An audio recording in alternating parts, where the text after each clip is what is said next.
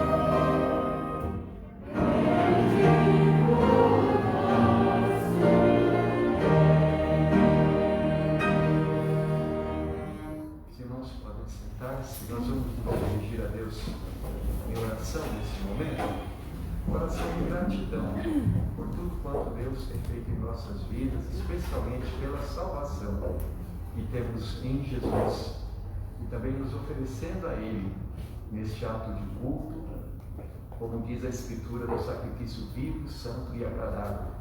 Quero pedir que para esta oração nos esteja conduzindo o irmão Diego. Oremos, irmãos. Senhor nosso Deus, damos graças, Senhor, por mais por essa oportunidade de estar na tua casa nessa tarde. Pedimos a ti que o Senhor venha falar com a tua palavra, que o Senhor venha falar aos corações, que o Senhor venha nos edificar mais e testemunhos. Amém. Damos graças pelo privilégio de crermos no Santo Evangelho do sacrifício do teu Filho. É por meio dele que nos aproximamos nessa tarde. Amém. Em Jesus. Amém.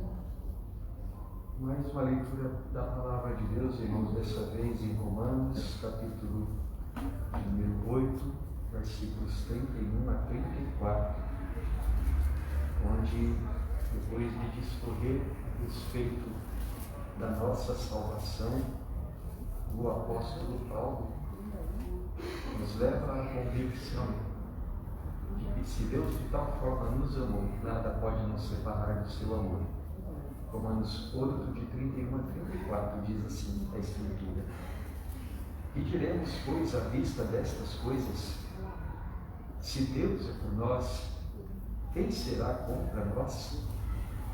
Aquele que não poupou o seu próprio Filho, antes por todos nós o entregou, porventura não nos dará graciosamente com ele todas as coisas? Quem intentará acusação contra os eleitos de Deus? É Deus quem nos justifica. Quem nos condenará? É Cristo Jesus quem morreu, ou antes, quem ressuscitou, o qual está à direita de Deus e também intercede por nós. Meus irmãos, que palavras maravilhosas estas, através das quais o Espírito Santo, falando por intermédio de Paulo, nos assegura que somos amados, independente de qualquer circunstância que estivermos vivendo neste mundo, porque Deus está conosco. Aliás, quando Jesus veio ao mundo, o anjo disse a José que o nome do Salvador seria Emanuel, e quer dizer Deus conosco. E como diz aqui Paulo, então, se Deus está conosco, se Deus é por nós, ele responde na forma de uma pergunta: quem será contra nós? A resposta é ninguém. E ele prossegue dizendo aqui que nem anjos, nem principados, nem potestades, nem demônios, nem forças espirituais do mal, nada nos céus e na terra pode nos separar do amor de Deus. E se de repente Satanás quer nos acusar de algum pecado, nós temos alguém intercedendo por nós diante de Deus, Jesus, e por isso Deus nos justifica. Queridos, confiantes nesta palavra que nós acabamos de ler, vamos mais uma vez orar, dessa vez uma oração de intercessão, de confissão dos nossos pecados, uma oração de súplicas ao Senhor pelas nossas necessidades. Eu fui informado agora há pouco que hoje é aniversário do Júnior, 18 anos, né, Júnior? Meus parabéns, viu, irmão? Deus abençoe você. Vamos aproveitar para orar pelo Júnior também, agradecendo a Deus pela vida dele e também pedindo ao Senhor que as bênçãos dos céus se derramem a cada dia sobre o nosso querido irmão. Então, uma oração de confissão, de intercessão, de súplicas. Quero pedir que a aluna, por favor, nos conduza neste momento. Oremos, irmãos. Senhor, meu Pai, obrigado, Senhor, por mais um dia sendo a tua casa, Senhor, obrigado por cada dia aqui, Pai. Senhor, conosco, Senhor, desde conosco, na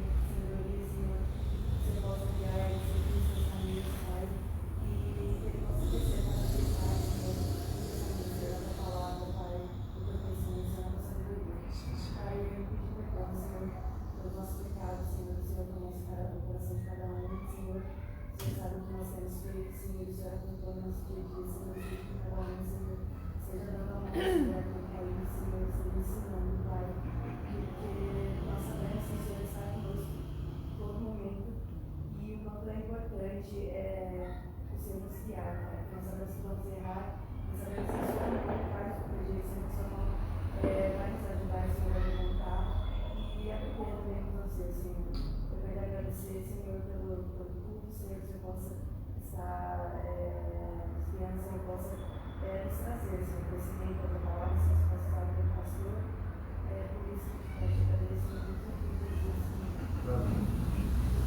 Mais uma vez, vamos louvar ao Senhor, meus irmãos. Vamos entoar um cântico agora. Quão grande é o meu Deus. Enquanto entoamos este cântico, conforme meditamos nas grandezas do nosso Senhor, vamos também apresentar a Ele os nossos dízimos e ofertas.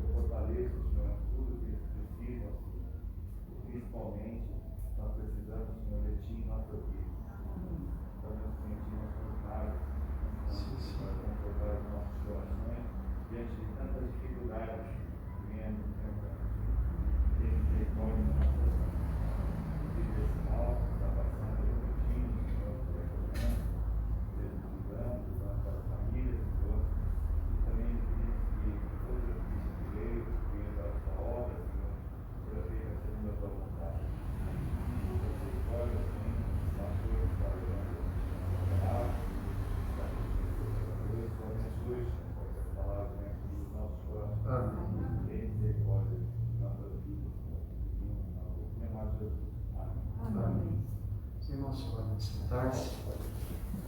Amados, vamos ler mais uma vez a palavra de Deus. Gênesis, capítulo de número 39. Nós iremos ler todo o capítulo, está bem? Gênesis, capítulo de número 39.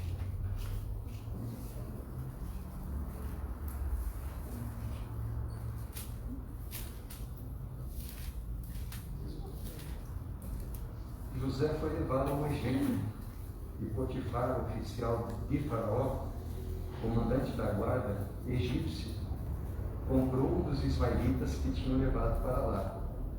O Senhor era com José e veio a ser homem próspero, e estava na casa de seu senhor egípcio. Vendo Potifar que o Senhor era com ele e que tudo que ele fazia o Senhor prosperava em suas mãos, logrou José mercê perante ele, a quem servia. E ele o pôs por mordomo de sua casa e lhe passou às mãos tudo o que tinha. E desde que o fizera mordomo de sua casa e sobre tudo o que tinha, o Senhor abençoou a casa do egípcio por amor de José. A bênção do Senhor estava sobre tudo o que tinha, tanto em casa como no campo. Potifar tudo o que tinha confiou às mãos de José, de maneira que, tendo-o por mordomo, de nada sabia, além do pão com que se alimentava. José era formoso de porte e de aparência. Aconteceu depois destas coisas, e a mulher de seu senhor pôs os olhos em José e lhe disse: deita-te comigo. Ele, porém, recusou e disse à mulher do seu senhor: tem-me por mordomo o meu senhor, e não sabe do que há em casa, pois tudo que tem me passou ele às suas mãos. Ele não é maior do que eu nesta casa, e nenhuma coisa me vedou, senão a ti, porque és sua mulher. Como, pois, cometeria eu tamanha maldade e pecaria contra Deus? Falando ela a José todos os dias, e não lhe dando ele ouvidos para se deitar com ela e estar com ela, sucedeu que certo dia veio ele à casa para atender aos negócios, e ninguém dos da casa se achava presente. Então ela o pegou pelas vestes e lhe disse: deita-te comigo. Ele, porém, deixando as vestes nas mãos dela, saiu fugindo para fora. Vendo ela que ele fugira para fora, mas havia deixado as vestes nas mãos dela, chamou pelos homens de sua casa e lhes disse: vede, trouxe-nos meu marido este hebreu para insultar-nos. Veio até mim para se deitar comigo, mas eu gritei em alta voz. Ouvindo ele que eu levantava a voz e gritava, deixou as vestes ao meu lado e saiu fugindo para fora. Conservou ela junto de si as vestes dele, até que seu senhor tornou à casa. Então lhe falou, segundo as mesmas palavras, e disse: o servo hebreu que nos trouxeste veio ter comigo para insultar-me. Quando, porém, levantei a voz e gritei, ele, deixando as vestes ao meu lado, fugiu para fora. Tendo o Senhor ouvido as palavras de sua mulher, como lhe tinha dito, desta maneira me fez o teu servo. Então se lhe acendeu a ira, e o Senhor de José o tomou e o lançou no cárcere, no lugar onde os presos do rei estavam encarcerados. Ali ficou ele na prisão. O Senhor, porém, era com José, e lhe foi benigno. Ele deu mercê perante o carcereiro, o qual confiou às mãos de José todos os presos que estavam no cárcere, e ele fazia tudo quanto se devia fazer ali. E nenhum cuidado tinha o carcereiro de todas as coisas que estavam nas mãos de José, porquanto o Senhor era com ele, e tudo que ele fazia, o Senhor prosperava. No versículo 2, a primeira parte diz: o Senhor era com José. Assim como diz também no versículo de número 21 e 23. O Senhor era com José. Como diz o apóstolo Paulo, se Deus é por nós, quem será contra nós? Ou como disse também o Senhor a Josué, eu sou contigo, por onde quer que andares. A história de José, meus irmãos, filho de Jacó, é uma das mais bonitas histórias da palavra de Deus. É uma das maiores e mais fortes ilustrações daquela grande verdade a respeito da qual o apóstolo Paulo nos ensina, quando ele diz que todas as coisas cooperam para o bem daqueles que amam a Deus, daqueles que foram chamados de acordo com o seu decreto. Porque José, a história nos mostra, desde o começo da sua vida familiar, foi um homem que teve que passar por muitas dificuldades, que enfrentou muitos problemas. A família de José não podemos descrever como uma família bem estruturada. Os irmãos de José tinham muitos ciúmes dele, desde que ele era bem pequeno. Porque Deus havia dado certos dons a José, havia trazido certas revelações que provocaram ciúmes dos seus irmãos. Além do fato de que Jacó claramente tinha José como seu filho predileto. E isso fez com que os conflitos fossem se tornando, com o passar dos anos, cada vez maiores. Até que uma certa situação, quando José ainda era bastante jovem, provavelmente um adolescente ainda, os irmãos de José viram uma oportunidade de livrar-se dele. E quando eles estavam no campo, guardando os seus rebanhos, passando uma caravana de mercadores, eles odiavam tanto o seu irmão que desejavam matá-lo. Mas graças à intervenção de um deles, José foi poupado e ainda assim foi vendido como escravo para aquela caravana de mercadores ismaelitas. E lá no Egito, quando os mercadores chegaram por José, ele foi vendido como escravo. E algum tempo depois, por causa da sua fidelidade, José, como nós acabamos de ler, foi acusado injustamente, falsamente, e foi colocado numa prisão. Agora, embora José tenha passado por tantas dificuldades, tantas provações, ele nunca deixou de crer em Deus. E ele também nunca deixou de ser fiel a Deus. E ele também experimentou na sua vida, como resultado da sua fidelidade, a graça de ter sempre a presença de Deus com ele, a abençoá-lo, e por intermédio dele, abençoar as pessoas à sua volta também. Por isso eu posso dizer para os irmãos que José é, dos personagens do Antigo Testamento, um dos mais parecidos com Jesus que nós podemos observar. Aliás, da Bíblia inteira. Porque José nunca deixou de lado a importância de uma vida santificada. José sempre permaneceu de acordo com a vontade de Deus. E por causa disso também, o testemunho de José que nós temos nas Escrituras tem sido, através do século, em todas as horas, nas horas mais difíceis, assim como nos tempos mais difíceis, um testemunho do poder de Deus na vida de alguém. Um testemunho que nos encoraja quando precisamos ser encorajados, que nos corrige quando estamos andando errados, que nos consola quando estamos entristecidos diante das tribulações da vida.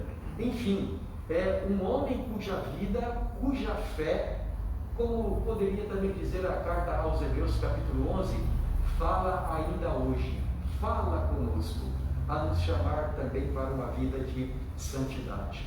O texto, portanto, nos diz que Deus estava com José e que o abençoava em tudo quanto ele fazia. Eu gostaria, meus irmãos, de nesta hora meditar com vocês a respeito deste acontecimento que nós acabamos de ler aqui em Gênesis capítulo 39. Este acontecimento que mostra para nós a grande evidência de que Deus está de fato na vida de um homem. Através de José e daquilo que ele viveu, nós podemos olhar para a nossa própria vida e buscar que, da mesma maneira como aconteceu com ele, assim seja conosco, se somos filhos de Deus. Qual é a grande evidência? O que mostra para nós que Deus estava com José? E o que mostra para cada um de nós que Deus está conosco? Algumas observações que eu gostaria de fazer. Primeira delas, a grande evidência de Deus, ou da presença de Deus na vida de José, não foi o seu status social. No versículo de número 1 nós lemos assim: José foi levado ao Egito e Potifar, oficial de Faraó, comandante da guarda egípcio, comprou dos ismaelitas que o tinham levado para lá. Primeiro ele foi vendido para a caravana dos ismaelitas e depois ele foi vendido lá no Egito para um alto oficial, Potifar, um alto oficial comandante da guarda do faraó egípcio. No versículo 8 nós lemos assim, que naquele momento em que a esposa de Potifar estava sendo usada pelo diabo para tentar a José, está escrito assim no versículo 8: ele, porém, recusou e disse à mulher do seu senhor: tem-me por mordomo o meu senhor, e não sabe do que é em casa, pois tudo que ele tem, tudo que tem, me passou ele às minhas mãos. O que nós observamos, o que nós queremos destacar com a releitura desses versículos, meus irmãos, é que nessa altura da sua vida, José era um escravo. Ele não era dono nem de si mesmo. Ele não levantava a hora que ele queria, não ia dormir a hora que ele queria. Ele era dia e noite uma pessoa à disposição do seu senhor. Na verdade, assim, ele era uma propriedade do seu senhor, porque ele havia sido comprado por dinheiro. E de acordo com as regras daquela época, o seu senhor tinha o direito de fazer com José aquilo que ele bem entendesse. E José havia chegado à condição de escravo lá no Egito, como eu disse para vocês, através de uma série de conflitos na sua vida familiar que vinham desde a infância, até que um dia os seus próprios irmãos, movidos pelo ódio que nutriam no seu coração contra José, o venderam para os mercadores que passavam pelas suas terras. E uma vez no Egito, foi feito escravo de um homem de alta condição social. E José, meus irmãos, ele continuou por escravo por muito tempo. Depois disso, depois de deixar de ser escravo, não foi para uma vida melhor do ponto de vista humano, porque ali na casa do seu senhor, acusado de tentar assediar sexualmente a sua proprietária, ou a esposa do seu proprietário, ele foi parar numa prisão e ficou na prisão durante muitos anos. Tempos depois, mais tarde, quando José saiu da prisão, por causa das visões que Deus havia lhe dado ali, José foi colocado numa posição de grande honra diante do faraó, de grande responsabilidade. Mas a bênção do Senhor não estava sobre José apenas anos mais tarde, quando as coisas mudaram. Não, o texto diz para nós que ali na casa do seu Senhor, que depois mais tarde na prisão, o tempo todo o Senhor estava com José. É aquilo que o apóstolo Paulo mais tarde diz a respeito de todos os crentes, que Deus está conosco, não importam as circunstâncias, se horas boas ou horas difíceis, se horas agradáveis ou horas tristes, mas nós podemos ter certeza de que Deus está conosco o tempo todo. Ora, meus irmãos, a Bíblia também diz para nós que assim como aconteceu com José, muitas vezes, muitos de nós não teremos neste mundo uma posição social de destaque. Não seremos entre aquelas pessoas que o mundo olha e diz mais ou menos assim: aquela pessoa é bem sucedida do ponto de vista social. E você não vai usar para testemunhar de Jesus uma frase mais ou menos assim: eu tenho um carrão, eu estou numa boa posição, eu sou crente. Você não vai dar esse tipo de testemunho, porque você vai falar de outra maneira do fato de Deus estar na sua vida. Aliás, o apóstolo Paulo, falando a respeito dos crentes, ele diz que não são muitos os crentes que têm uma boa posição social. Veja 1 Coríntios capítulo 1, versículos 26 a 29. Paulo escreveu assim: irmãos, reparai, pois, na vossa vocação, visto que não foram chamados muitos sábios segundo a carne, nem muitos poderosos, nem muitos de nobre nascimento. Pelo contrário, Deus escolheu as coisas loucas do mundo para envergonhar os sábios, e escolheu as coisas fracas do mundo para envergonhar as fortes. E Deus escolheu as coisas humildes do mundo, e as desprezadas, e aquelas que não são, para reduzir a nada as que são, a fim de que ninguém se conheça de Deus. Tiago também escreveu de modo parecido. Tiago capítulo 1, versículos 9 e 10, ele diz assim: o irmão, porém, de condição humilde, glorie-se na sua dignidade, e o rico na sua insignificância, porque ele passará como a flor da erva. Irmãos, aquilo que, de acordo com o ponto de vista do mundo, seria algo para se dizer, está aí uma pessoa abençoada, não é isso que a Bíblia diz, que é ser um homem abençoado. É claro que eu não estou dizendo com isso, meus irmãos, que há valor na pobreza em si mesma.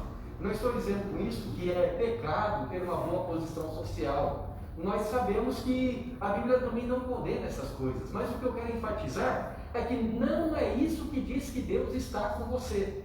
Mesmo que você seja uma pessoa que diante do mundo nunca terá proeminência, não é isso que mostra que você é de fato um filho de Deus. Tem aquele raciocínio muito errado, né? Que diz mais ou menos assim: olha, Deus é rei, os filhos de Deus são príncipes. E você já viu príncipe com roupa comprada na C&A? Então você tem que ser rico, você tem que vestir roupas caras, se você é filho de Deus. Você tem que andar com um Rolex no braço, se você é filho de Deus. Não é isso que nós vemos na Escritura Sagrada. Segunda coisa que eu gostaria de destacar é que a grande evidência da graça de Deus na vida de José também não foi a bênção material decorrente da sua posição social. Muitas pessoas, olhando para os versículos 2 e 3, entendem mal o sinal da graça de Deus na vida de José. Pensam que quando a Bíblia usa a palavra prosperidade aqui, está se referindo à prosperidade material. Concluem que se o homem é amado de Deus, se está no favor de Deus, necessariamente será uma pessoa materialmente bem-sucedida. Mas quando nós olhamos para o texto, meus irmãos, mais uma vez, se nós atentarmos aqui para a palavra prosperidade nesses versículos, iremos notar que prosperidade aqui não é bênção de Deus no sentido material. Porque a Bíblia não está dizendo que José enriqueceu. A Bíblia não está dizendo para nós que José ganhou dinheiro na sua obra ou no seu trabalho como escravo. Não está dizendo que ele tinha uma bela casa, que ele tinha criados para servi-lo, que ele era possuidor de bens materiais. Não, ao contrário, José era um homem pobre, era um escravo. E como ele próprio fala para a esposa de Potifar, nada do que ele cuidava era propriamente seu. Ele não tinha direitos sobre a própria vida. E embora fosse encarregado pelo seu senhor de tomar conta de grandes riquezas, nada lhe pertencia. Ele não era dono de absolutamente nada. O mesmo nós podemos dizer de muitos outros fiéis servos da palavra de Deus que nós lemos nas Escrituras Sagradas. O apóstolo Paulo, por exemplo, disse que aprendeu a viver contente em toda e qualquer situação. Tanto ele sabia ter prosperidade, quanto ele sabia passar fome, passar necessidades. Também tinha experiência de fartura, assim como tinha experiência de escassez. Tinha experiência de andar confortavelmente, mas também sabia o que era passar frio, o que era experimentar privações. Com Jesus, o apóstolo Paulo não tinha onde reclinar a cabeça, ou como diríamos nos dias de hoje, não tinha onde cair morto. Não tinha, do ponto de vista econômico, um grande sucesso. Os apóstolos Pedro e João, nos diz o livro de Atos, que em certa ocasião, eles estavam entrando pelas portas do templo em Jerusalém, quando um mendigo, um homem aleijado, olhou para eles da porta do templo e pediu uma esmola. E eles disseram assim: não tenho ouro nem prata. Não tinha uma moeda para dar para o mendigo que estava ali na porta. Hoje em dia, se passa um mendigo aqui na porta, o que a gente faz? A gente dá dinheiro para ele, não é? A gente supre com alguma necessidade com algo da cesta básica. Mas nem isso Pedro e João tinham para oferecer para aquele homem, a não ser a presença de Jesus, que é tudo na vida deles mesmos. Então o texto nos diz, meus irmãos, que por amor de José, ou por amor a José, Deus abençoou a casa do seu dono, a casa do seu patrão. E tudo que José fazia, então, prosperava. O seu proprietário, Potifar, ficou cada vez mais rico. Mas José, ao mesmo tempo, é uma pessoa que continuava pobre. Já viu daquelas pessoas que dizem mais ou menos assim, né? Eu deixo meu patrão tão rico e eu aproveito tão pouco, né? O salário é tão minguado. José era desse tipo de pessoa, que abençoava outros desse ponto de vista, mas ele mesmo não era uma pessoa que ficou rica por causa disso. Antes, meus irmãos, a palavra prosperidade aqui, ela é usada no sentido bíblico da palavra, no sentido de que, lá no Salmo 1, por exemplo, está escrito assim: bem-aventurado o homem que teme ao Senhor e anda nos seus caminhos, porque tudo que ele fizer prosperará. Isto é, tudo que ele fizer será abençoado. Mas o Salmo 105, comentando sobre José, aqui no capítulo 31 de Gênesis, nos diz que apertaram os pés dele com grilhões e o puseram em ferros. Essa, do ponto de vista material, era a situação que José estava experimentando. Outra coisa aqui que eu gostaria de destacar é que também não é a aparência física de uma pessoa que garante o favor de Deus ou a presença de Deus na sua vida. No versículo de número 6 está escrito que José era um homem muito bonito. Você queria ser um menino feio? Quem é que queria? Alguém de vocês queria ser uma menina feia? Quem é que queria? Que bom que não são, não é? Nenhum de vocês é feio, viu? É, né? José era uma pessoa bonita. E, meus irmãos, do ponto de vista humano, esse é o desejo de qualquer um de nós. Quem aqui queria ser feio? Nenhum de nós. Né? E muitas pessoas, então, muitas vezes empregam um grande tempo, dinheiro, talentos em busca de uma boa aparência física. Também não é pecado você cuidar da sua aparência, desde que não de forma exagerada. Mas, meus irmãos, o texto não está dizendo para nós que José era um homem abençoado porque ele tinha uma boa aparência física. Ao contrário, aí é que morou o perigo, porque a esposa de Potifar botou os olhos em José e passou a desejá-lo.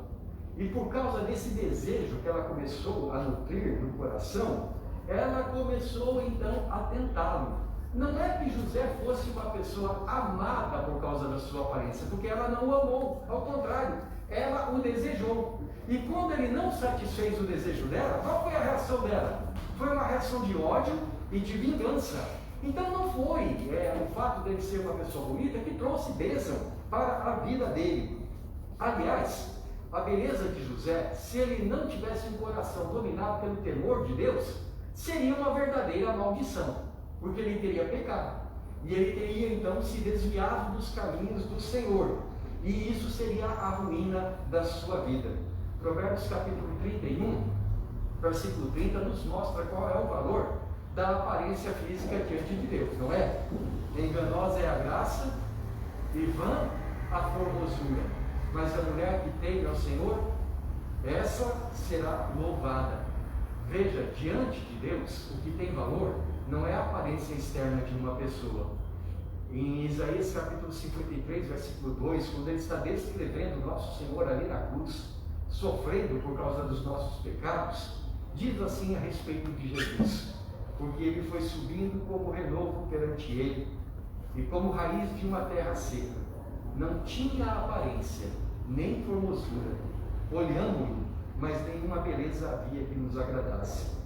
Na hora em que nós podemos dizer assim, nosso Senhor estava mais feio, desfigurado, em que ninguém podia olhar para ele e achar alguma coisa atraente nele, foi nesta hora que aos olhos de Deus ele estava ainda mais bonito, porque toda aquela desfiguração, toda aquela feiura da sua aparência estava cheia do amor de Deus.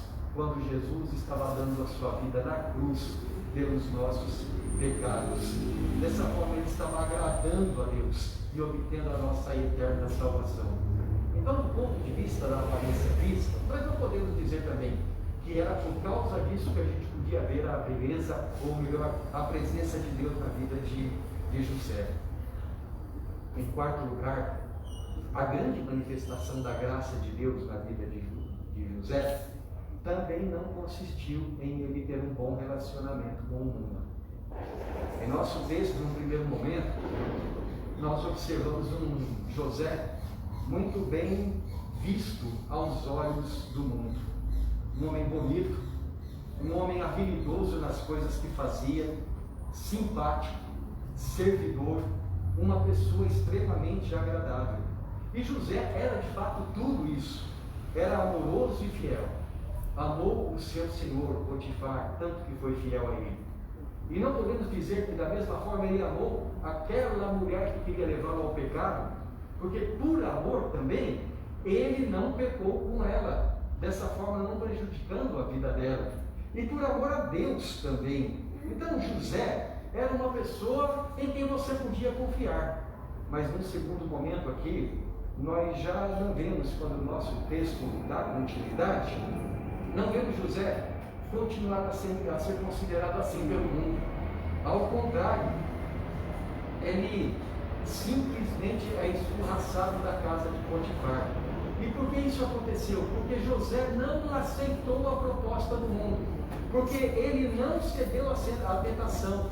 José não colaborou com o pecado, e o fato dele não ter colaborado com o pecado, não ter ido na conversa do mundo, fez dele um homem odiado. Bem, meus irmãos, que José poderia pensar mais ou menos assim, poderia, entre aspas, mas ela é a minha proprietária, ela é a esposa do patrão, e quem pode, manda, e quem tem juízo, obedece. E ele poderia falar assim: bom, então eu vou fazer o que ela está mandando, afinal de contas eu não sou dono de mim mesmo. E meus irmãos, se ele tivesse feito isso, talvez, meus irmãos, José não tivesse sido acusado, talvez o pecado dele não tivesse sido descoberto, mas a vida espiritual de José estaria arruinada. Meus irmãos, interessante que nós vemos essa mesma repetição, esse padrão se repetindo na vida de muitas outras pessoas na Escritura Sagrada. Eu acho que o maior exemplo é o próprio Senhor Jesus, que no começo, quando ele começou a fazer grandes realizações, as pessoas olhavam e diziam assim: esse é o rei que nós precisamos, hosana ao que vem em nome do Senhor, bendito o filho de Davi. Para daí uma semana estar dizendo: crucificam, crucificam. O mundo é como diz lá no Evangelho de Lucas, ele quer que você dance conforme a música, e se você dança conforme a música, então você vai ser uma pessoa aplaudida. Mas se você não faz aquilo que o mundo está desejando, então você vai ser odiado. Ora, meus irmãos, é esse tipo de coisa que acontece na vida de todos os crentes a cada dia nesse mundo. O crente, ele é reconhecido como uma pessoa de caráter, mas ao mesmo tempo que ele é reconhecido como uma pessoa de caráter, ele é odiado por causa disso. As pessoas desejam ver o Filho de Deus andando no caminho do mal. E então, eu digo que não é porque o mundo te ama que é sinal de que você está sendo usado por Deus e abençoado por Deus. Aliás, eu fico preocupado quando muitos nos dias de hoje dizem que para você influenciar o mundo, você tem que ser como as pessoas do mundo, que você tem que ser simpático, que a igreja tem que ser uma igreja que faz certas coisas, certos expedientes que a tornam atraente, e que o crente em si mesmo, onde quer que ele esteja, ele tem que ser uma pessoa jovial, amiga, simpática. Não estou dizendo que você não possa ser jovial, não estou dizendo que você não deva ser amigo, mas o que eu estou querendo dizer é que não é isto que vai fazer de você uma pessoa usada por Deus no mundo lá fora. Aliás, Tiago escreveu que aquele que quer ser amigo do mundo constitui-se em inimigo de Deus. Mas Provérbios capítulo 8, versículo 13 nos diz que o temor do Senhor consiste em odiar o pecado e José odiava o pecado.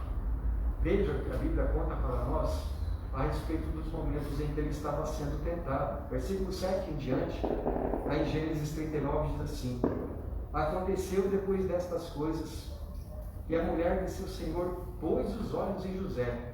Ele disse: deita-te comigo. Ele, porém, recusou e disse à mulher do seu senhor: tem-me por mordomo o meu senhor, e não sabe do que há em casa, pois tudo que tem passou ele às minhas mãos. Ele não é maior do que eu nesta casa, e nenhuma coisa me vedou, senão a ti, porque és sua mulher. Como, pois, cometeria eu tamanha maldade e pecaria contra Deus? Acho tão lindo isso que José disse para ela nesse momento. Como eu cometeria uma maldade tão grande? Irmãos, quando isso aqui aconteceu, Deus não havia dado os 10 mandamentos ainda. Só viria 400 anos depois, mais ou menos, através da lei de Moisés, aquele mandamento que diz: não adulterarás. Porém, José tinha a lei de Deus escrita no seu coração, na sua consciência. Ele sabia que era mal aquilo que ele faria se cedesse às tentações daquela mulher. Falando ela a José todos os dias. Você já experimentou o que é, por exemplo, você estar deitado de madrugada e começar a escutar uma gota pingando da torneira? Enquanto você não faz aquele barulhinho, você sabe, você tem sossego, não é? Não é assim? A Bíblia diz, meus irmãos, que a mulher contenciosa é pior que uma torneira pingando o tempo todo, que é uma perturbação na alma do homem. Imagine essa mulher todos os dias tentando José para que se deitasse com ela, e ele não dava ouvidos para ela. Sucedeu que certo dia veio ele à casa para atender aos negócios, e ninguém dos da casa se achava presente. Então ela o pegou pelas vestes e lhe disse: deita-te comigo. Ele, deixando as vestes das mãos dela, fugiu para fora. José negou-se a pecar, meus irmãos, porque ele tinha a lei de Deus no seu coração. Ele tinha a lei do Senhor escrita na sua consciência e sabia que adultério é pecado aos olhos de Deus. Por isso ele resistiu à tentação. E a Bíblia faz certos comentários a respeito então do comportamento de José, a respeito do comportamento dele, não propriamente dele. Por exemplo, em Provérbios 22, versículo 14, nós lemos assim: cova profunda é a boca da mulher estranha, aquele contra quem o Senhor se irá cairá nela. Imagina uma cova bem funda, um lugar de sepultamento de quem está morto. Ele diz assim: é a boca da mulher estranha. A palavra estranha aqui quer dizer a mulher que não é a sua. É a mulher que encanta com as suas palavras, com as suas lisonjas, com as suas tentações. E ele diz: aquele contra quem o Senhor se irá, cairá nela. Salomão, que foi um homem que nesta área cometeu muitos pecados, mais tarde, quando do tempo do seu arrependimento, ele disse assim, em Eclesiastes 7:26: achei coisa mais amarga do que a morte, a mulher cujo coração são redes e laços, e cujas mãos são grilhões. Quem for bom diante de Deus fugirá dela, mas o pecador virá a ser prisioneiro, seu prisioneiro. Eu fico imaginando, não é assim, a descrição que ele está fazendo aqui. Uma coisa pior do que a morte, ele diz, é aquela mulher cujo coração são redes e laços, e cujas mãos são grilhões.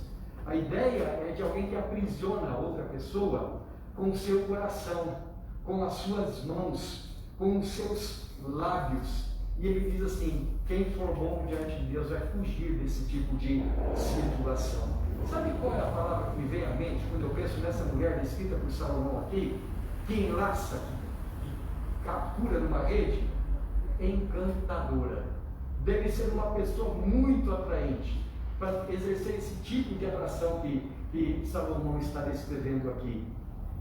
E por último, o apóstolo Paulo então exorta: foge das paixões da mocidade e segue a justiça, a fé e o amor com os que de coração puro invocam o Senhor.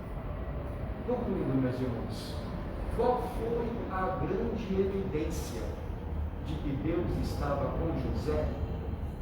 Santidade. Porque sem santificação ninguém verá o Senhor. Alguma vez você leu alguma coisa assim, mais ou menos assim na Bíblia? Sem dinheiro ninguém verá o Senhor? Alguma vez você leu assim na Bíblia?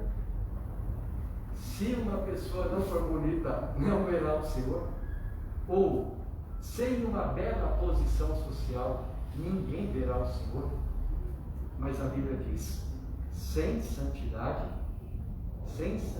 ninguém verá o Senhor. José não foi um homem abençoado porque ele tinha dinheiro. José não foi abençoado porque ele era um homem de alta posição. Tampouco porque era uma pessoa de boa aparência. Nem porque ele foi simpático aos olhos do mundo.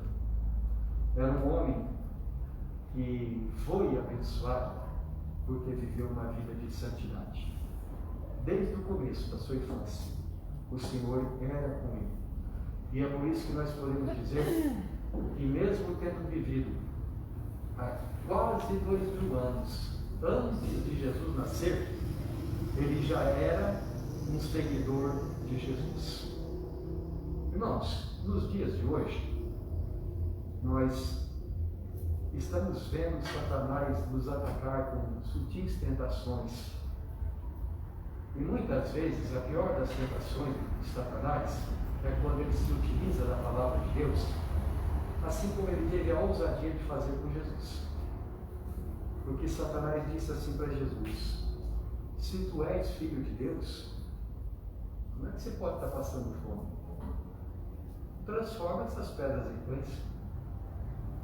Mas Jesus respondeu: não só de pão viverá o homem, mas de toda a palavra que procede da boca de Deus. Nos dias de hoje, há daqueles que, utilizando-se da palavra de Deus, também querem dizer para nós que para nós evidenciarmos que somos filhos de Deus, precisamos ter prosperidade do ponto de vista material. Acho que foi o André que colocou algo assim, foi hoje cedo, André, que você colocou lá no WhatsApp da igreja, né? O Evangelho de Jesus e o Evangelho que muitas vezes a gente escuta nos dias de hoje. As pregações modernas. As pregações modernas, né?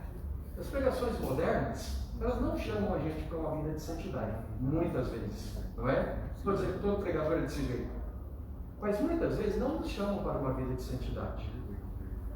Querem nos cultivar o coração, querem colocar na nossa mente, e para nós podermos dar testemunho de Jesus e dizer: eu sou cristão, eu tenho que ter dinheiro, boa posição social, conta no banco, carrão e coisas assim. Amados irmãos, isso não é evangelho. Para o evangelho quer dizer boa notícia. É isso? Não é boa notícia. É isso? Não é mensagem que leva para o céu. O que leva para o céu, o que vai levar você e a mim para o céu, é a santidade que nos é otorgada pelo sangue precioso de Jesus. E que faz de nós nova criação, novas criaturas. E que andando com Deus neste mundo, com dinheiro ou sem dinheiro, com um patrão rico ou um patrão pobre ou sem patrão, nós não somos de nós mesmos, nós pertencemos ao Senhor e estamos aqui para servir a maneira de viver. Não fomos chamados, como disse um certo cantor, Jesus não morreu na cruz para nos dar um carro do ano, ele morreu na cruz para nos dar salvação eterna. É isso que nós precisamos, neste caminho andar a cada dia. Olhemos para o exemplo de José, meus irmãos, assim como nós temos muitos outros exemplos das Escrituras Sagradas, e como chama Hebreus capítulo 11, os nossos antepassados na fé. Olhemos para essas testemunhas que temos na Escritura Sagrada e procuremos ser imitadores daqueles que andaram com Deus. Mais tarde Jesus disse assim: bem-aventurados sois vós, quando, por minha causa, mentirem a respeito de vocês, perseguirem vocês, prejudicarem vocês, porque assim fizeram com os profetas que viveram antes de vocês. Em outras palavras, ele disse: por minha causa vocês não tiverem nada neste mundo, vocês estão em boa companhia. Vocês estão junto com aqueles que hoje estão no céu. Estão caminhando para os mesmos caminhos. Busquemos santidade a cada dia, porque é isso o que tem valor diante de Deus. Vamos nesse momento orar.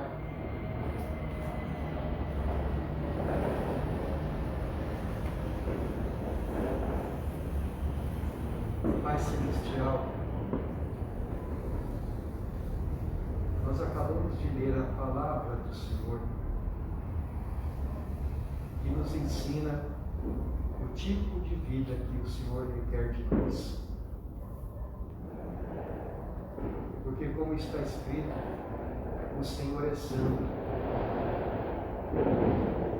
O Senhor só pratica o que é bom e odeia todo tipo de pecado. Pois, como diz a Escritura, como é que duas pessoas podem andar juntas se elas não tiverem acordo uma com a outra? E se nós havemos de andar contigo, precisamos andar no caminho da santificação. Pai, ao mesmo tempo em que a Tua palavra nos mostra que nós podemos andar neste caminho, a Tua palavra também nos diz como o nosso coração é avesso às coisas. Precisamos confessar ao Senhor, Pai, que de uma forma ou de outra, muitas vezes nós cedemos às tentações. Porque não é pecado somente quando alguém cai em adultério, Senhor. É pecado quando alguém mente. É pecado quando alguém odeia. É pecado, Senhor Deus, quando alguém cobiça no seu coração aquilo que pertence ao outro. É pecado quando alguém toma o nome do Senhor em vão. E tantos outros pecados nos diz a Tua palavra, Senhor. Mas, Senhor, não é uma vida de pecado que nós queremos viver. Ao contrário, Senhor, nós queremos andar em santidade na Tua presença. E por isso pedimos, suplicamos ao Senhor, que assim como o Senhor foi com José, e por conta disso, Senhor, ele viveu uma vida santa, seja o Senhor conosco também. Ó Senhor, José não tinha a palavra escrita em pedra, mas ele tinha escrita no seu coração. Que a Tua palavra esteja escrita na nossa consciência também, Senhor. Que a Tua palavra esteja escrita nos nossos corações. E então, quando surgirem as tentações, ó Deus, a nossa mente, o nosso pensamento, imediatamente se lembre da Tua palavra. Que o nosso coração ame a Tua palavra. E assim, Senhor, nós odiemos o pecado. Nós odiemos tudo aquilo que nos afasta de Ti. Para que a cada dia, Senhor, verdadeiramente a beleza do Senhor Jesus, aquela vida bonita que nós vemos em José e tantos outros na Tua palavra, também seja vista em nós. Que nós, Senhor, possamos ser gente de boa aparência no coração, na alma, e esta beleza do Senhor se reflita diante do mundo no qual nós estamos vivendo. Pai, eu oro pelos nossos jovens. Graças ao Senhor pela vida dos nossos jovens que estão aqui Te adorando nesta hora, Senhor. Mas que, Senhor, sofrem tantas tentações neste mundo. Guarda-os em Teu nome, Senhor. Guarda a nossa juventude. Eu oro pelos maridos, ó Deus amado. Eu oro pelas esposas. Eu oro por todos nós que aqui estamos. Livra-nos do mal, Senhor. Livra-nos do maligno, das tentações de Satanás. Perdoa-nos, Senhor, purifica-nos das nossas muitas iniquidades. e nos concede graça para viver uma vida de santidade aos teus olhos. Por Cristo Jesus nós oramos e agradecemos. Amém. Amados, vamos cantar o hino de número 148.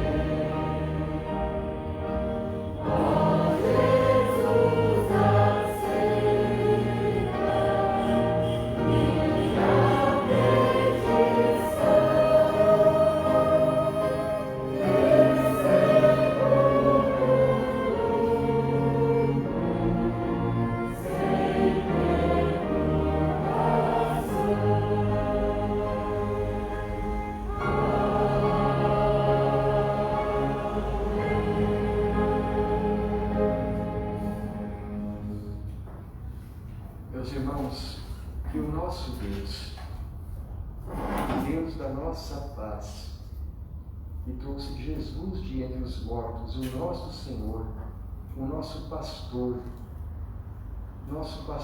pelo sangue da sua eterna aliança, que Ele nos aperfeiçoe em todo o bem, para vivermos a sua vontade Ele opere em vós o que é agradável diante dele, por meio de Jesus Cristo, a quem seja a glória para todos sempre.